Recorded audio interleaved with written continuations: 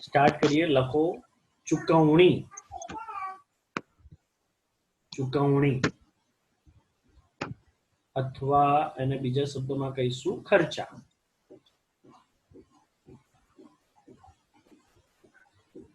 अथवा जावक, चुकवणी, खर्चा, जावक बधाने एक ज शब्दनो अर्थ छे एवुं छे। लखो एनी व्याख्या। धंधा द्वारा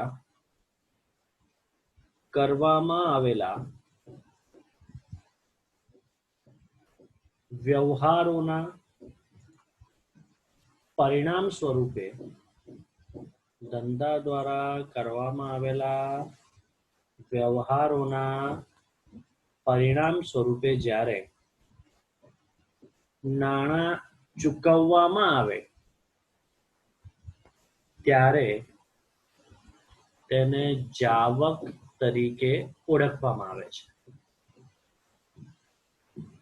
नाणां चूकववामां आवे त्यारे तेने जावक तरीके ओळखवामां आवे छे। बराबर छे। कोई पण वस्तु खरीदीए, मिलकत खरीदीए तो स्वाभाविक छे सामे पैसा चूकववा पड़े।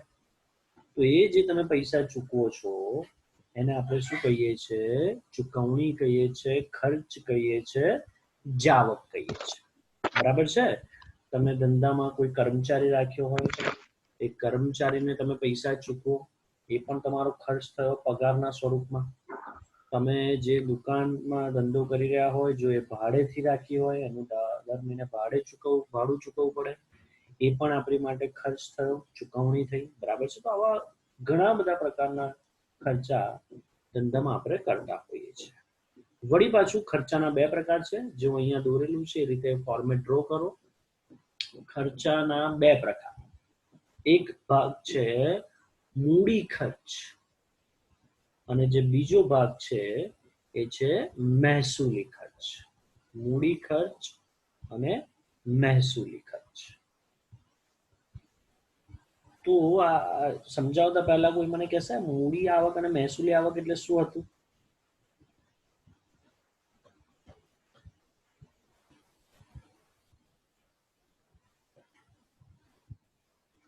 મૂડી આવક એટલે શું અને મહેસૂલી આવક એટલે શું? કોઈ જણાવશે? જો તમને થોડું યાદ કરાવો તો જે ધંધાની રોજબરોજની પ્રવૃત્તિમાંથી થતી આવક એને મહેસૂલી આવક કહેતા હતા। કરિયાણાની પ્રોવિઝન સ્ટોરની દુકાન હોય ને એની જો બધી વસ્તુ વેચીએ ને પૈસા મળે, નાણાં મળે, મહેસૂલી આવક થઈ। પણ મિલકત વેચો અને જે પૈસા મળે એને કહેવાય મૂડી આવક। બરાબર છે? એવી જ રીતે મહેસૂલી ખર્ચ અને મૂડી ખર્ચ ધંધાની રોજબરોજની પ્રવૃત્તિના જે ભાગ હોય અને એમાં જે રોજબરોજનો જે ખર્ચો થતો હોય એને મહેસૂલી ખર્ચ કહેવાય। અને કોક વખત તમે જ્યારે મિલકત ખરીદો છો અને જે ખર્ચ થાય છે એને આપણે કહીશું મૂડી ખર્ચ। તો લખો સૌથી પહેલા મહેસૂલી ખર્ચ। મહેસૂલી ખર્ચ આ પ્રકારના ખર્ચાનો પ્રવાહ સતત રહેતો હોય છે।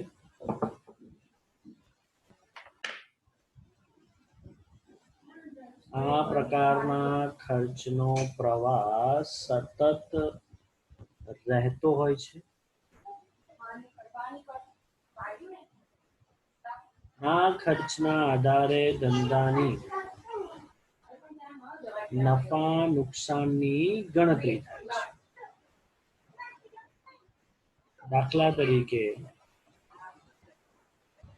પગાર, મજૂરી, ટેલિફોન ખર્ચ, વીજળી ખર્ચ, જાહેરાત ખર્ચ વગેરે।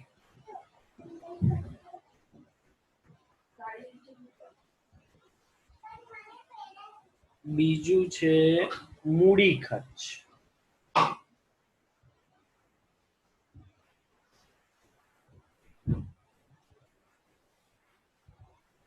આ પ્રકારના ખર્ચ નિયમિત રીતે થતા નથી. આ પ્રકારના ખર્ચ નિયમિત રીતે થતા નથી.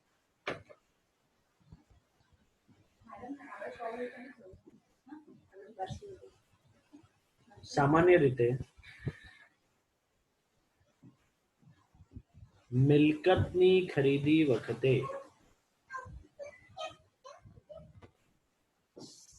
મૂડી ખર્ચ થતા હોય છે.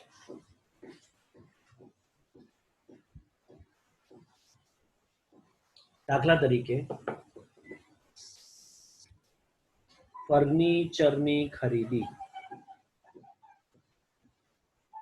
યંત્રની ખરીદી વગેરે વગેરે. ચલો હવે ક્લિયર છે મહેસૂલી ખર્ચ એટલે શું અને મૂડી ખર્ચ એટલે શું? કોઈ મહેસૂલી ખર્ચનું ઉદાહરણ આપશે મને? અહીંયા મેં જે લખાવ્યું એ સિવાયનું.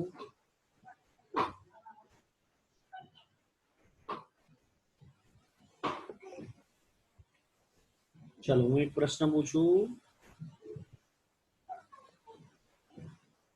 તમે જે વસ્તુનો વેપાર કરો છો એ વસ્તુ ખરીદીએ અને જે પૈસાની ચૂકવણી કરીએ એને મહેસૂલી ખર્ચ કહેવાય કે મૂડી ખર્ચ કહેવાય?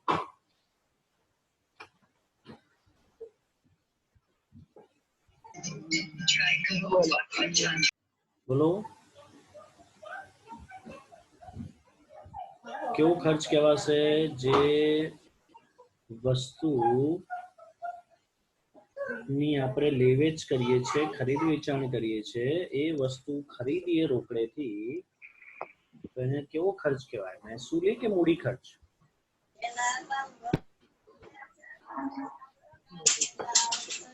બોલો બેટા, બોલો શિવમ. મહેસૂલી ખર્ચ. મહેસૂલી ખર્ચ. વેરી ગુડ બેટા. અને અને માની લો તમે ધંધામાં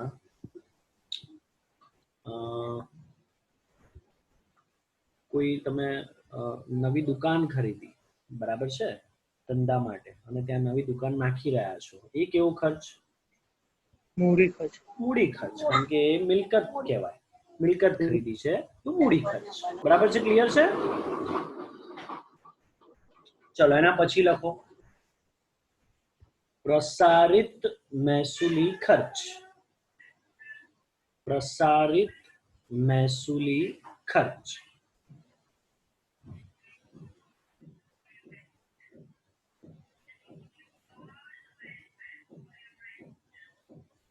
પ્રસારિત મહેસૂલી ખર્ચ બરાબર, આની વ્યાખ્યા આપણે જોઈ ગયા છે, બરાબર કરીને લખો અવાસ્તવિક મિલકત.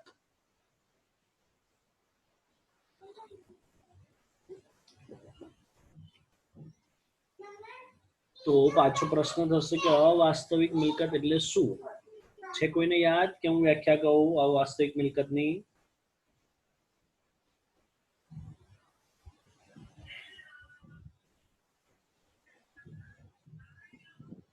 એવી મિલકત કે જે ભૌતિક અસ્તિત્વ ધરાવતી નથી.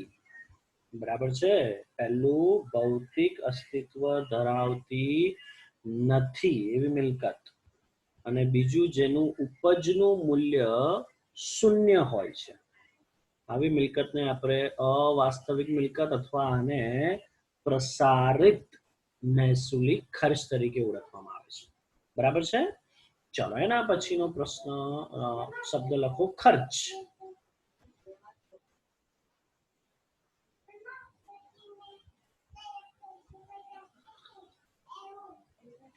જે ખર્ચેલ રકમનો લાભ જે તે હિસાબી વર્ષને મળવાનો હોય તેને ખર્ચ કહેવાય છે.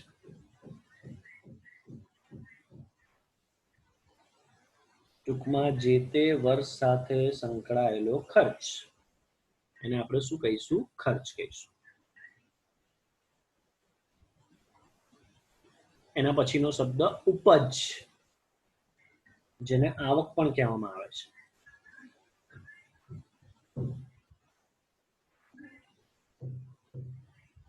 માલ કે સેવાનું ગ્રાહકને અનુક્રમે વેચાણ કરવામાં અથવા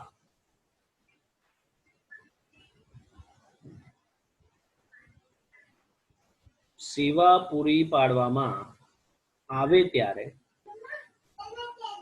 ધંધાને ઉપજ થઈ ગણાય.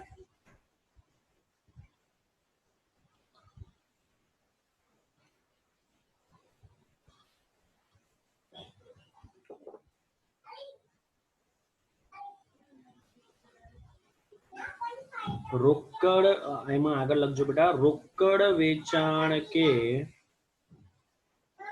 ઉધાર વેચાણનો પણ ઉપજમાં સમાવેશ કરવામાં આવે છે.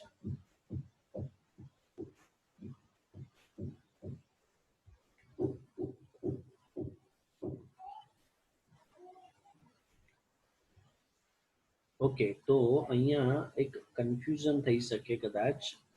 આવક અને ઉપજમાં શું ફરક? બરાબર છે, ધ્યાનથી સમજજો. આવકમાં તમને મેં ત્યારે જ કીધેલું કે જે રોકડા પૈસા તમને આયા છે એટલે એ તમારી આવક કહેવાય. આવક મહેસૂલી પણ હોઈ શકે, મૂડી પણ હોઈ શકે. પણ જે રોકડા પૈસા જે આયા નથી, આવવાના બાકી છે, એને કોઈ દિવસ આપણે આવકમાં સમાવેશ કરતા નથી. પણ ઉપજમાં રોકડા આયા એને તો તમે ઉપજ કહો જ છો, પણ કોઈકને તમે ઉધાર વસ્તુ વેચી અને એની જોડે પૈસા હમણાં નથી આયા, મહિના પછી આવવાના છે, એને પણ આપણે શું ગણીએ છીએ? ઉપજ ગણીએ છીએ, આવક નથી ગણતા.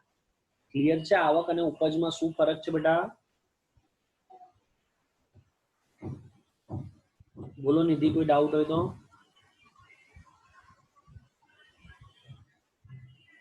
નિધિ, કોઈ પ્રશ્ન છે?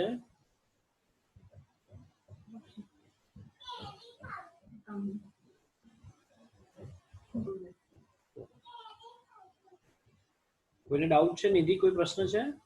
બીજા કોઈને કોઈ પ્રશ્ન છે આવક અને ઉપજમાં? નહીં. ઓકે, ચલો એના પછીનો પ્રશ્ન લખો.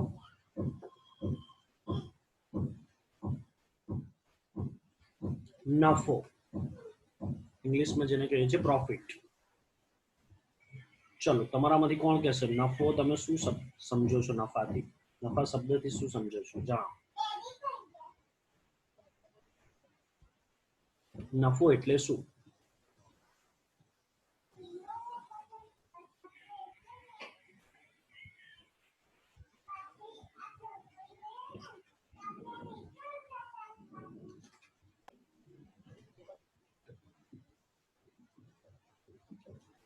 બેટા, નફો એટલે શું?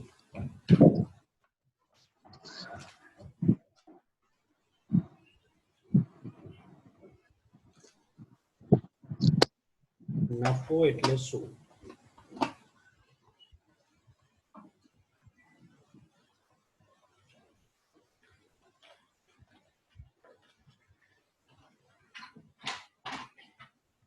બોલો શિવમ.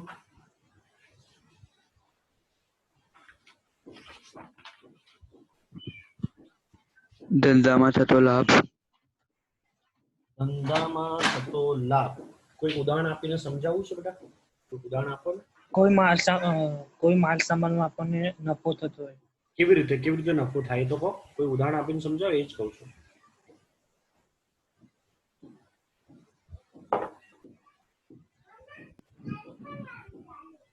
એ વસ્તુ છે આપણે 5,000 માં ખરીદી છે અને વેચાણ આપણને 7 કે 8,000 મળે, તો જે ઉપરના પૈસા મળ્યા એને નફો. બહુ જ સરસ બેટા, બરાબર છે, પરફેક્ટ છે. આવી રીતે જ તમે સમજો છો કે આને નફો કહેવાય. બરાબર ને? કે તમે જેટલામાં ખરીદી એનાથી વધારે કિંમતમાં જે વેચો, તો એ જે વધારે કિંમતમાં વેચ્યા એને આપણે જનરલી શું કહીએ છીએ? નફો. હવે વ્યાખ્યા લખો એટલે ખબર પડશે શું ફરક છે. લખો. વર્ષ દરમિયાન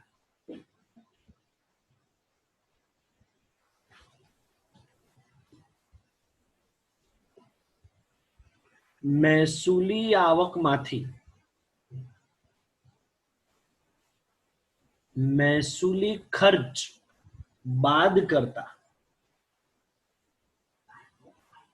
મહેસૂલી આવકમાંથી મહેસૂલી ખર્ચ બાદ કરતા વધેલ રકમને નફો કહેવામાં આવે છે. હવે તમે જે કીધું અને આમાં જે કીધું છે શું ફરક છે એ સમજો. સેમ જ વસ્તુ છે, એક જ નાની વસ્તુનો ફરક છે. તમે ખાલી વાત કરી એક વ્યવહારની, એક વસ્તુની.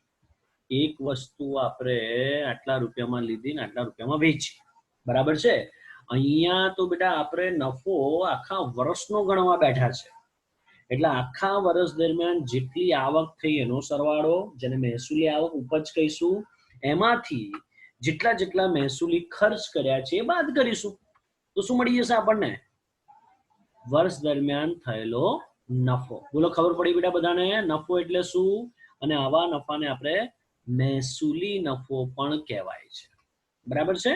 એવી રીતે બીજો નફો મૂડી નફો પણ હોય. બોલો, મૂડી નફો કેવી રીતે હોય? જે લખવાની જરૂર નથી તમારે, એટલું ડિટેલમાં નહીં આવે. બોલો, મૂડી નફો કેવી રીતે? તો કે મૂડી આવક માંથી શું માઇનસ કરીએ? બોલો બોલો બેટા, મૂડી આવકમાંથી શું બાદ કરીએ તો આપણને મૂડી નફો મળે? મૂડી ખર્ચ, બરાબર કે નહીં? મૂડી આવકમાંથી મૂડી ખર્ચ બાદ કરો તો જે તફાવત આવે એને આપણે શું કહીશું? મૂડી નફો કહીશું, બરાબર છે. તો આવી રીતે મહેસૂલી નફો અને મૂડી નફો બે પ્રકારના આપણને નફો મળે છે, પ્રોફિટ મળે છે. ક્લિયર છે? ચલો, એના પછી લખો નુકસાન, જેને ઇંગ્લિશમાં કહેવાય છે લોસ.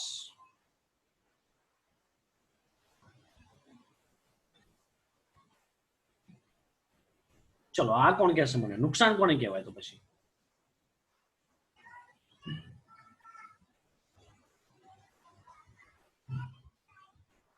બોલો બેટા, નુકસાન એટલે શું?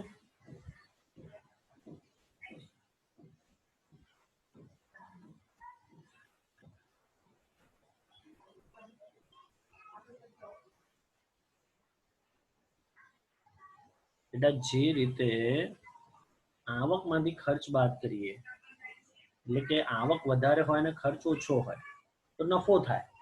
પણ ખર્ચ વધારે થઈ ગયો હોય ને આવક ઓછી હોય તો એને શું કહેવાય? નુકસાન. લખો, વર્ષ દરમિયાન મહેસૂલી ખર્ચમાંથી મહેસૂલી આવક બાદ કરતા તફાવતની રકમને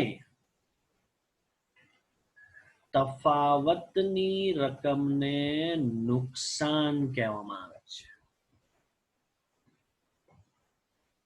બરાબર છે.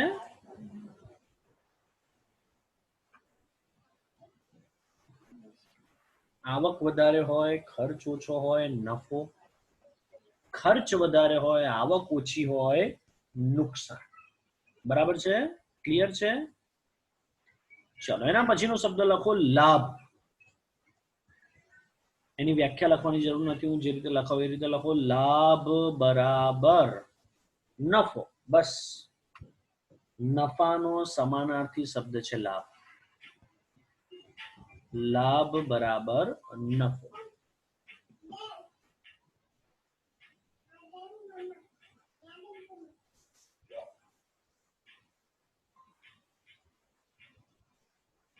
ચાલો, એના પછીનો મોસ્ટ ઇમ્પોર્ટન્ટ શબ્દ છે, લખો ખરીદી.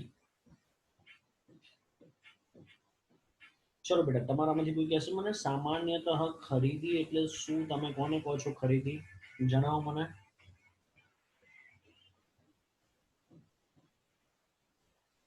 બોલો, કોણ બોલશે? ખુશી? આપણે કોઈ વસ્તુ લઈએ ને ખરીદી કહેવાય. આપણે કોઈ વસ્તુ લઈએ, બરાબર છે, બરાબર. તમે જે બોલ્યા પરફેક્ટ બોલ્યા બેટા. તમે જનરલી કોઈ વસ્તુ લો છો એને આપણે શું કહીએ છીએ? તો કે ખરીદી કરી, એવું કહીએ છીએ. કપડાની ખરીદી કરો, કોઈ ઘરમાં પ્રોવિઝનના સામાનની તમે ખરીદી કરો, બરાબર છે. કંઈક એક્ટિવા લાયા હોય, કોઈ ટીવી લાયા હોય, ફ્રીજ લાયા હોય, ફર્નિચર લાયા હોય, આ બધી ખરીદી કરતા હોઈએ છીએ આપણે. ધંધામાં થોડો મતલબ અલગ છે, ધ્યાનથી સમજો. આમ સામાન્યતઃ જોઈએ તો જે ધંધાની તમે વસ્તુઓનો વેપાર કરો છો, માન લો સ્ટેશનરીની દુકાન છે અને સ્ટેશનરીની વસ્તુ બધે વેચીએ છીએ, તો આપણે બી કોઈની પાસેથી લાવતા હશે, એને પણ ખરીદી કહીએ છીએ. અને કોઈક મિલકત લાવીએ એને પણ ખરીદી કહીએ છીએ. પણ અહીંયા એકાઉન્ટની ભાષામાં તમે જેનો વેપાર કરો છો અને એ જો ખરીદો તો જ એને એવી જ વસ્તુ કે સેવાને આપણે શું કહીશું? ખરીદી કહીશું. બરાબર છે? એટલે કે જેને ફરીથી વેચવા માટે, જેનું પુનઃ વેચાણ કરવા માટે જે વસ્તુ ખરીદી છે એને જ ખરીદી કહેવાય. એટલે કે આનો બીજો મતલબ એવો થયો કે જે મિલકતો આપણે ખરીદીએ છીએ એ તો આપણા લાભ માટે ખરીદીએ છીએ અને વેચવા માટે નથી ખરીદતા એવી મિલકતો. તો એવી મિલકતોને ખરીદી કહેવાશે નહીં. હું કયા ભાષાની વાત કરું છું? એકાઉન્ટની ભાષાની વાત કરું છું. બરાબર છે? લખો હવે મતલબ. ધંધામાં ઘણી વસ્તુઓને સેવા ખરીદવામાં આવે છે. એક મિનિટ આમાં લખશો ને, લખો, હું જે લખાવું ત્યાંથી લખો. વેપારી જે વસ્તુનો વેપાર કરતો હોય અને તે વસ્તુ કે માલ ખરીદે તો તેને હિસાબી પદ્ધતિમાં ખરીદી તરીકે ઓળખવામાં આવે છે.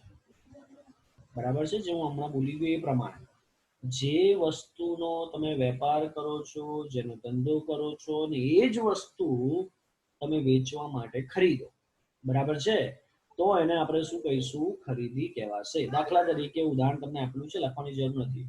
અનાજનો વેપારી દ્વારા સ્ટેશનરીની ખરીદી કરવામાં આવે એને સ્ટેશનરી ખર્ચ કહેવામાં આવે છે, એને ખરીદી કહેવાય નહીં. બરાબર છે? ચલો, એના પછી એની સામે બીજો શબ્દ છે, લખો વેચાણ. સેમ ખરીદી જેવો જ શબ્દ છે, કોઈ ફરક નથી. વેચાણ. તો જેમ જે વસ્તુનો આપણે વેપાર કરીએ છીએ એ વસ્તુ પુનઃ વેચીએ તો એક વખત એ વસ્તુ વેચાઈ ગઈ છે, આપણે કોઈની પાસેથી ખરીદી છે એટલે ફરીથી એને આપણે વેચીએ છીએ તો એને શું કહેવાય છે? વેચાણ કહેવાય છે. બરાબર છે? લખો. વેપારી જે વસ્તુનો વેપાર કરતો હોય અને તે માલનું વેચાણ કરે તેને હિસાબી પદ્ધતિમાં વેચાણ કહેવામાં આવે છે. તેને હિસાબી પદ્ધતિમાં વેચાણ કહેવામાં આવે છે.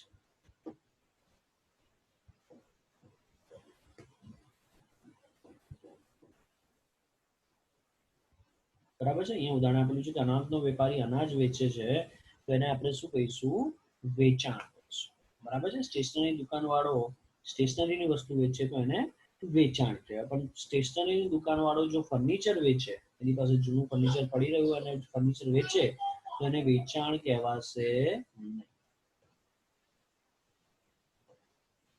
ચલો, એના પછીનો પ્રશ્ન, માલનો સ્ટોક. માલનો સ્ટોક.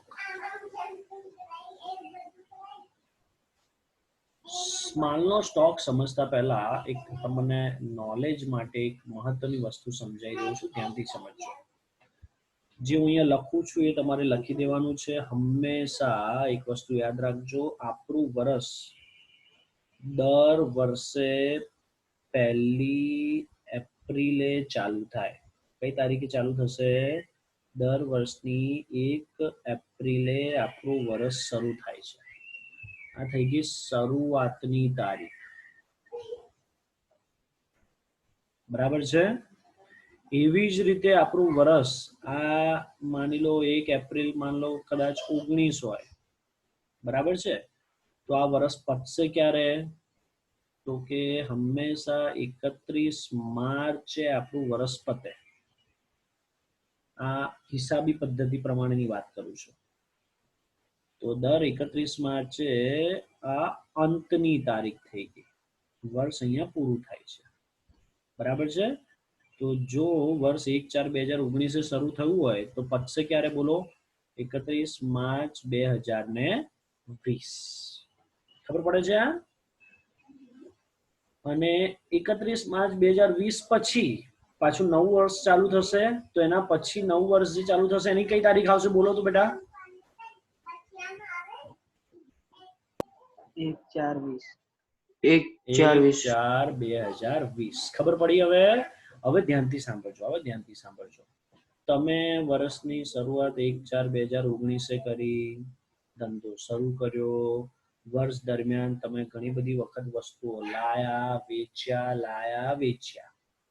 31 માર્ચ 2020 આવી એટલે તમે બધા ખાતા બંધ કરો। હવે એવું જરૂર નથી કે વર્ષમાં જેટલી વસ્તુ લાયા એ બધી વસ્તુ 31 માર્ચે વેચાઈ જ જાય, શક્ય જ નથી, બરાબર છે। એટલે જે વસ્તુ પડી રહેલી જે વસ્તુ છે, જનરલી જે વસ્તુ પડી રહી છે આપણી પાસે વેચાયા વગરની, હમણાં આપણે વેચાણમાં શું જોયું કે જેનો વેપાર કરીએ છીએ વસ્તુ વેચાઈ જાય તો એને વેચાણ કહીએ છીએ, પણ જો વસ્તુ ન વેચાય તો એ જે વસ્તુ ન વેચાય એને શું કહેવાય? પહેલું તો બોલો શું કહેવાય? વસ્તુને સ્ટોક કહેવાશે। સ્ટોકમાં બે શબ્દ આવશે, તો જે વર્ષની આખરની તારીખે જે સ્ટોક પડેલો છે, બરાબર છે, એ જે વર્ષની આખરની તારીખે જે સ્ટોક પડેલો હોય એને કેવો સ્ટોક કહેવાશે? બોલો, અંડરલાઈન કર્યું, દેખાયું? કેવો સ્ટોક કહેવાશે? ને આખરનો સ્ટોક, બરાબર છે। અને આ જ સ્ટોક એના પછીના દિવસે નવું વર્ષ ચાલુ થઈ જશે એટલે કે 1/4/20 આ જ સ્ટોક પાછો 1 એપ્રિલે કયો સ્ટોક ગણાશે? શરૂઆતનો સ્ટોક। ખબર પડી ગઈ? 3 શબ્દ શીખ્યા આપણે, 3 શબ્દ શીખ્યા। સ્ટોક એટલે કે એવી વસ્તુ કે જે વેચાયેલ નથી, બરાબર।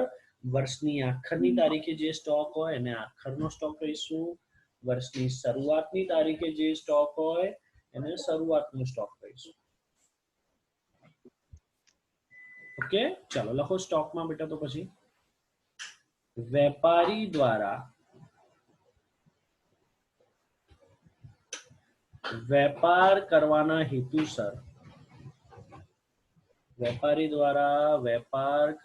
હેતુસર જે માલ ખરીદવામાં આવેલ તેમાંથી વધેલ માલને અથવા વસ્તુને સ્ટોક કહેવામાં આવે છે, બરાબર છે। ઉદાહરણ આપેલું છે, હું વાંચું છું, સમજો।